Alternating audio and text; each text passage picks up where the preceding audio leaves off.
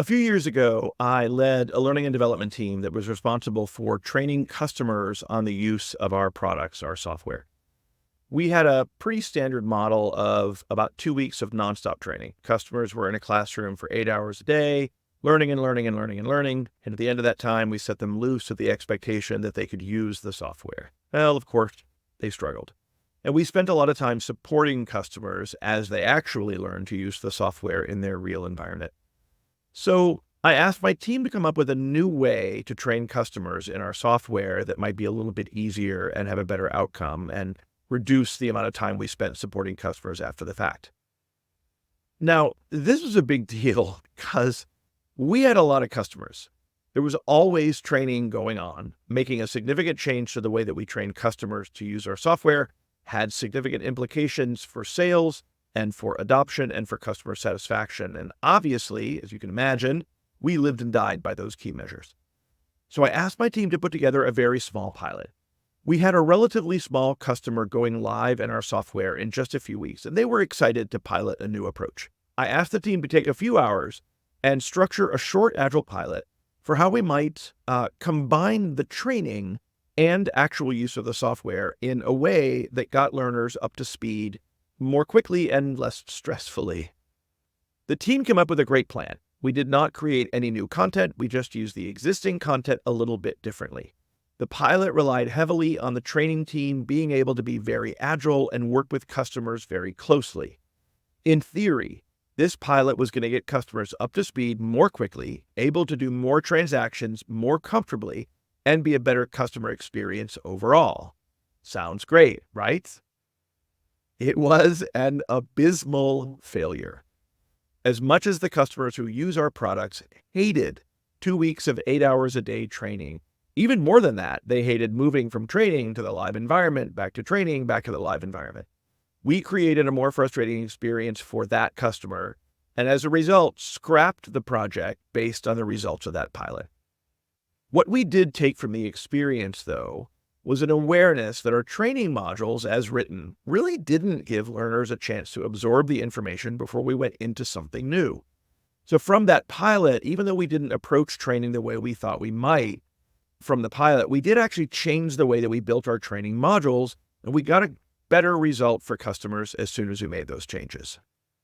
What I want to talk to you today about is creating a culture of innovation through embracing failure. You've heard the term fail fast, I assume.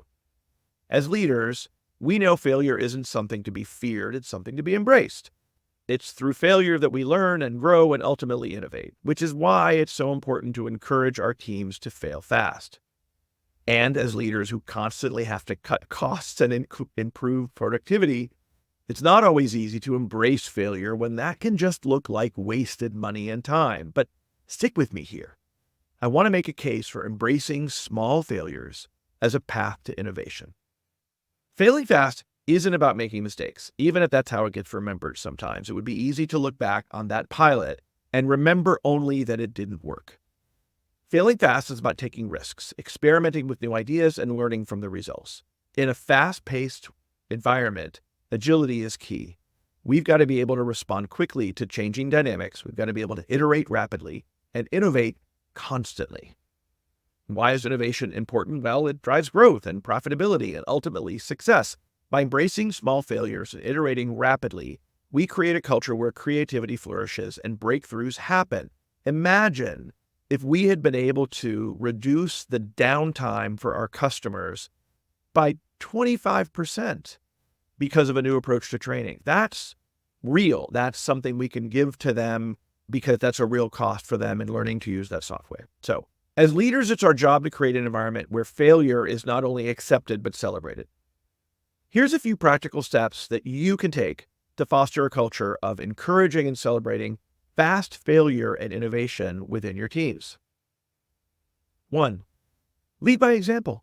Share your own failures and the lessons you learn from them. 2. Set clear expectations. You've heard me say it. Communicate, communicate, communicate. In this case, communicate that experimentation is encouraged. 3.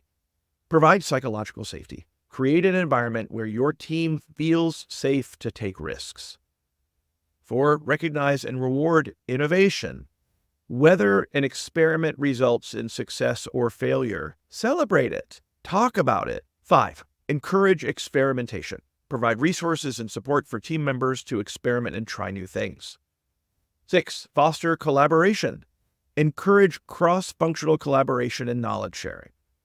7, promote a growth mindset. Emphasize that failure is an opportunity for growth, and that's the reason that we do it. Celebrate failures as learning opportunities. Frame every failure as what we had to learn from it. And finally, iterate and adapt. Continuously evaluate and adjust your approach based on the feedback and outcomes. Now, if you're having trouble balancing the value of fast failure with your limited resources and increasing expectations for productivity, here's a little bit of advice to shift your perspective. For your team, for yourself, emphasize that every failure provides really valuable learning opportunities that's going to inform future decisions and strategies. While failures might incur short-term costs, the lessons learned can ultimately lead to more informed and more cost-effective solutions. Highlight the importance of managing risks effectively. By encouraging fast failure and experimentation in controlled environments, you identify and address potential issues early on, minimizing the likelihood of really costly failures down the line. Explain to your team that failing fast isn't about making reckless decisions. It's about taking calculated risks and iterating quickly based on feedback. By continuously refining ideas and approaches through rapid experimentation, you uncover more efficient and cost-effective solutions over time. We iterated on that new training approach. We didn't go the full 2 weeks before we continued to make changes to make sure that customer got what they needed. Remind your team that innovation is essential for staying competitive in a rapidly evolving business landscape. My team, even though we were the training team responsible for training customers, we were very aware when our sales team lost a deal to our competitor, because we knew that that was part of our growth and part of our stability as a company and part of what kept our jobs safe. There's also a cost of not innovating and adapting to change. In a quickly moving business environment, sticking to status quo can be even more costly in the long run than taking calculated risks and embracing failure. The customer that we did that with, despite being frustrated with our pilot, really loved that we were trying to innovate and try new things. If you're stuck in your status quo, you're not going to do yourself any favors. The big one, get your team in the habit of small-scale pilots or experiments that have really low costs, much lower than a full pilot or a full implementation. You don't have to go crazy in building something elaborate in order to test a hypothesis and an idea on a small scale. Your team will mitigate the financial risks while still getting the benefits of failing fast and learning.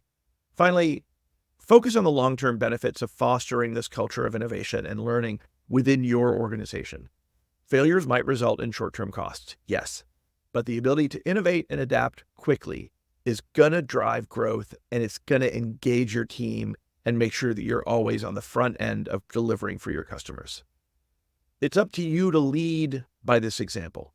Show your team that it's okay to fail, as long as we fail fast and as long as we learn from our mistakes.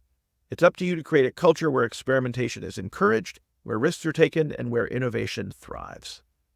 Thanks for stopping by. Get out there and fail.